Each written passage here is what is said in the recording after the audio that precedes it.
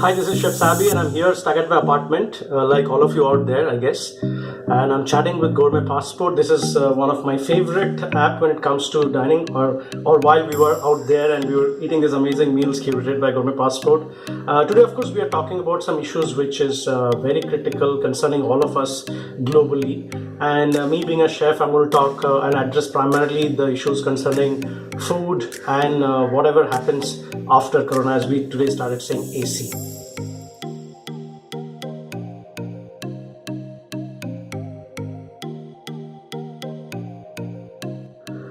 So there's this big concern out there that a lot of us, we've been panicking and we've been picking up grocery provisions, stacking our fridges, stacking our shelves.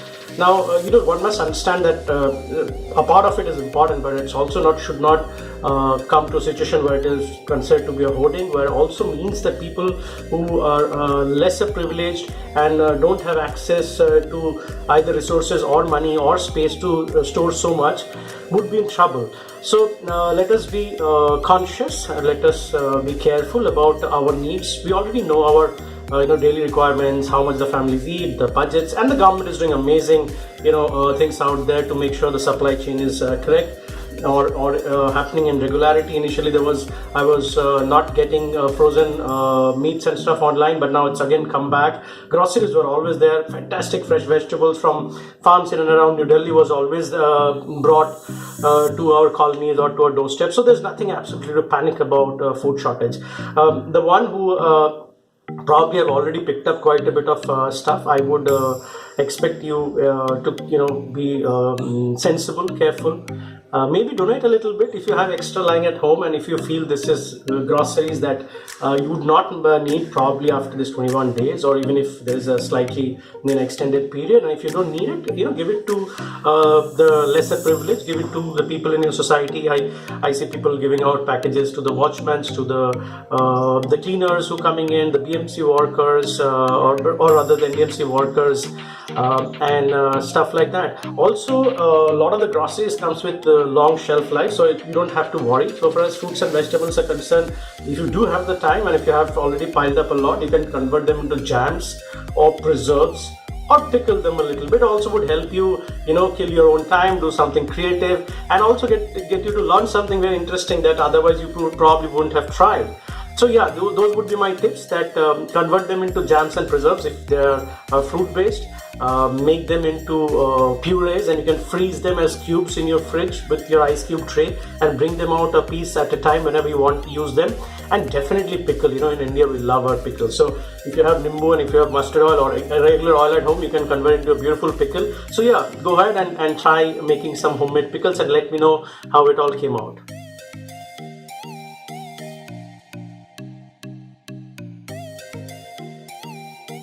So here's the tricky one. How is my lockdown going? Okay, so mine is a bit of a challenging one, because I have always lived out of 4 cities and 4 different studio apartments and done my work. It's pretty much what we call today living out of a suitcase, and that's literally how I've lived my life past 7-8 years, because the work has taken me around the country.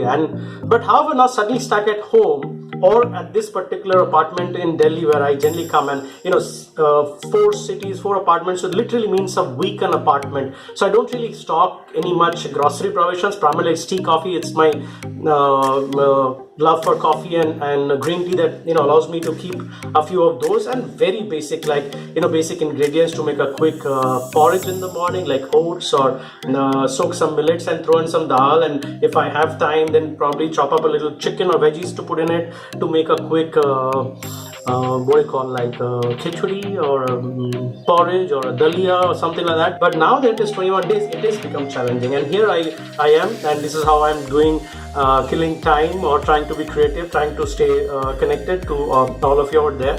I'm doing Insta Live, I'm also cooking, I'm also cleaning, doing a bit of yoga, stretching. Of course it's not visible, I'm a chef, so I'm used to eating well, so I think it will not, you'll not see it right away. Maybe if the lockdown increases and if I don't eat well for a very very long time, maybe for me it'll, because the body has reserved already so much food, and good food that too from restaurants like Lavaash and Minority and Poppins and Big Brewski and Bob's Bar, and the list goes on and on and on. Stay awake, alive, not lose heart, not lose hope. Be positive, most importantly, because we've all been through various things in our life. Of course, this is unprecedented. Nobody's ever been through anything like this ever, probably. But yeah, I think the only thing that would take us through this is going to be our positivity, our hope that we are confident, we are hardworking as chefs. I am very very hands-on. It's my confidence that on the other side of Corona, which is AC, I will be able to come back stronger, and create similar experiences like I have created in the past for all of you out there.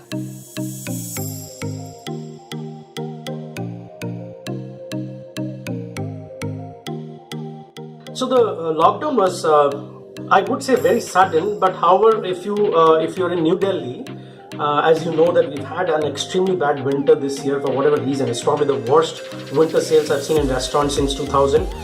Then of course we had the elections, and then we had the communal riots. Extremely unfortunate. So we've been very lean from December, January, February. We've been extremely lean. There have hardly been much business and traffic, so to say, into Lavaash and Poppins, which are our two brands in New Delhi and Gurgaon. So as it is, the stocks were lesser. We were not really buying much. From first week of March, we kind of cut down even that bit. So there was very little stock that was there. Perishable stock was almost negligible.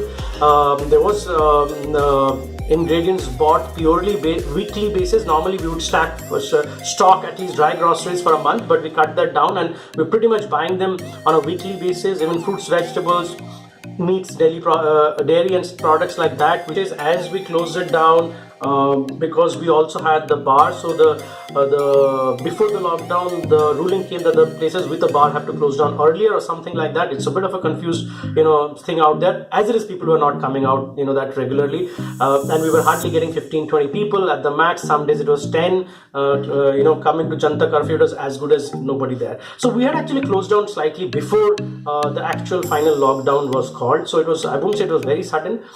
We had the time to give away a lot of our ingredients, things that could be frozen. We froze all of them. Dairy products, desserts and all that was in the fridge that couldn't have been saved otherwise was given away to staff and people to carry home and eat. Fruits and vegetables were again given away. So fridges were empty and clean. Deeps were kept with whatever little bit backup meat that was kept, which was very little, of course, again. But of course the dry grocery store still has about 40-50% of ingredients, which is not a huge quantity, but those all come with about a year's shelf life, and the stock has just was replenished at the end of Feb or beginning of March. So it can all last a few months. And in case the things go out of control, one can always open it up and in the right manner, rather than throwing anything away or wasting any precious food ingredients, especially at this time right now.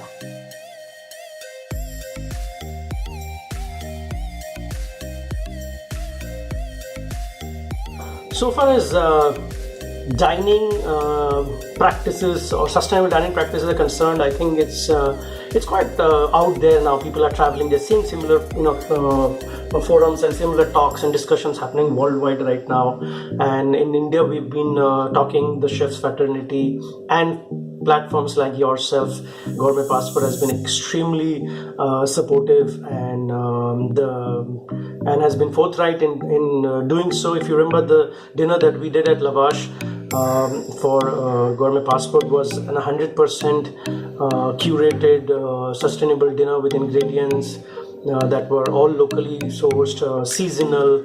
The recipes had a lot to talk about, learnings from our home, learning from slow food, learning from my travel across the world, but how to incorporate them into local sustainable eating conditions.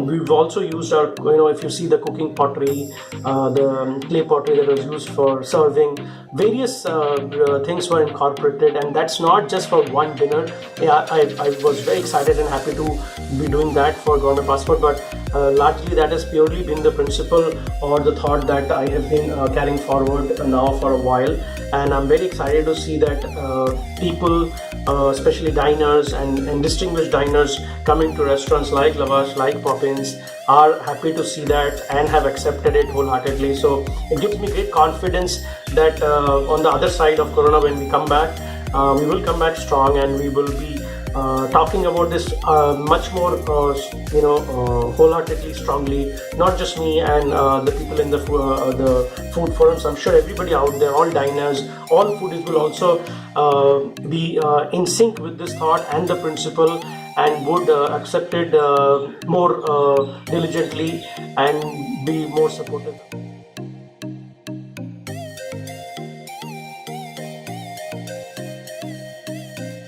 So far as Lavaash is concerned, I think the future of the restaurant, like many other restaurants in this country and the world, is very, very unclear. And it's unfortunate. But I'm hoping we're going to come back stronger.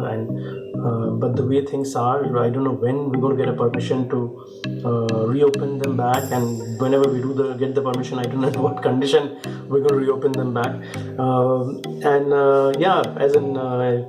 I'm definitely going to miss Chef Megha Kohli. Talents like Chef Megha are very, very rare, and it's also taken between me and Megha, it's taken us about 8 years, I think, of working together to understand each other's style or work ethics, kitchen likes and dislikes, and that's how this whole beautiful kind of understanding was developed. So it didn't happen overnight. Also, Megha is an amazing team leader, and she has developed a fantastic team at Lavaash. Let's see how many of them we can retain post whenever we reopen, because everybody's life seems to be all got scattered. It's something. It's a bit unclear. I wouldn't say not sure, but a bit unclear where and how the future of the industry is going, which also includes Lavaash and Poppins, my two brands here, and a minority in Pune, of course. Middle of all of this, I am trying to just stay positive to think that it'll all work out, because I started off with nothing. I came from a small Mafashal town of Asansol with absolutely nothing, to Bombay city, and then finally to Delhi again, starting my work with Olive. And today I'm here, it's been an amazing journey of 25-30 odd years. And so I'm again, I have all the belief in myself of the hands-on skill and the confidence that I have done it in the past, and I'm sure I'm going to do it again. And so far as Chef Megha Kohli is concerned, we will continue to work on various other projects wherever time and opportunity permits, because like I said, talents like that are hard to come by, and I'm definitely not saying bye to Megha, and we're definitely going to work and do amazing things, hopefully very soon, or as we say, in near future, once the Corona phase is over, which is AC. So this is Chef Saby, and I'm signing off from this beautiful talk, chat, interactive session with Gourmet Passport.